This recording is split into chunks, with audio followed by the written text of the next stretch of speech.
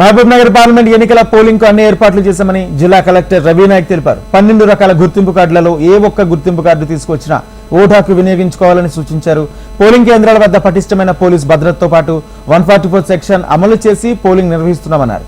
Polling ముగిసిన వెంటనే ఈవీఎంలను పాలమూరు యూనివర్సిటీలో భద్రపరచడం జరుగుతుందని జిల్లా కలెక్టర్ రవి నాయక్ తెలిపారు.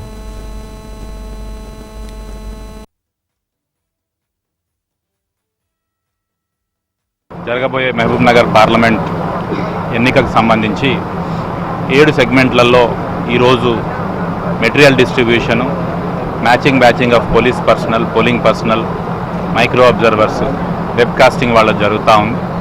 ఈరోజు ఇక్కడ Mahabubnagar assembly segment distribution సెంటర్లో ఏర్పాట్లను చూస్తూ ఉన్నాం.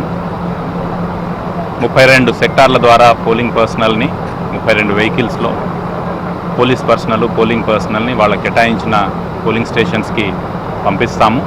అంతకంటే ముందే వాళ్లకు ఆ యొక్క పోలింగ్ స్టేషన్లో అవసరమైన మెటీరియల్ ఏవేవైతే మెటీరియల్ అవసరం ఉన్నాయో, ఈవీఎంస్ కావచ్చు, స్టాచ్యుటరీ మెటీరియల్ కావచ్చు, ఓటింగ్ కంపార్ట్మెంట్స్ కావచ్చు, ఇతరత్ర మెటీరియల్ అన్నీ కూడా టేబుల్ వారీగా ఏర్పాటు చేసి వాళ్లకు ఈ మెటీరియల్స్ డిస్ట్రిబ్యూట్ చేయడం జరుగుతూ ఉంది సెక్టార్ ఆఫీసర్స్ ద్వారా. ఫైనల్గా మ్యాచింగ్ అయిన తర్వాత ఈవీఎంస్ని లాస్ట్లో ఇస్తాం. సో ఏ ఓటర్ కూడా ఇబ్బంది కలగకుండా ఆ ఓటింగ్ ప్రక్రియ సాగేటట్టుగా ఏర్పాట్లు చేస్తూ ఉన్నాం. So my request to all the voters is, మీరందరూ కూడా మీకు ఆల్రెడీ ఓటర్ ఇన్ఫర్మేషన్ స్లిప్స్ని డిస్ట్రిబ్యూట్ చేశాం.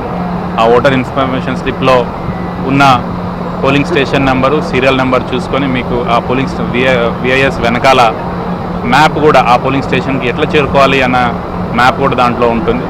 దాన్ని యూజ్ చేసుకొని మీ దగ్గర ఉన్న ఓటర్ కార్డ్ని తీసుకొని, ఒకవేళ ఓటర్ కార్డు అందుబాటులో లేకపోతే ఈసీఐ వాళ్ళు నిర్దేశించిన 12 రకాల డాక్యుమెంట్స్ని